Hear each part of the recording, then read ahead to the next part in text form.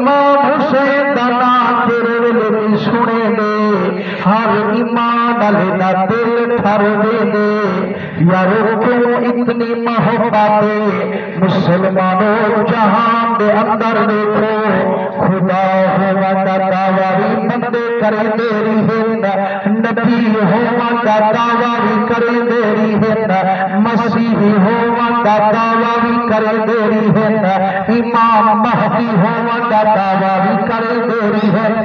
यारो सारे मिल देना लगन कई बंदा कई तेरा इमाम हुसैन होवा दा दावा कोई नहीं करेगा क्यों नहीं करेंगे आखिर हो हुसैन सदवा सकदे जेड़ा 72 तन लेके वो तेरा बच्चे भी कुहावे हो हुसैन सदवा वो मुसलमान जेड़े वेले बच्चे जवान थी मंगे बंदा परू कई बर्दाश्त नहीं करेगा लेकिन सदके वजह इमाम हुसैन तो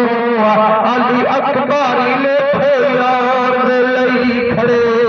अली असगरी यार के पार कहवे तुझे खड़े आदे बेटा रब्बा काहे काली अकबरे काहे काली असगरे सईद मैं कने हजार हो गया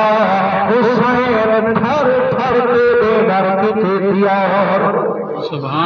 मुसलमानों हजरत अली अकबर सही मेरे हुसैन करीम सिंह बड़ा पुत्र 18 साल करिया नौजवाने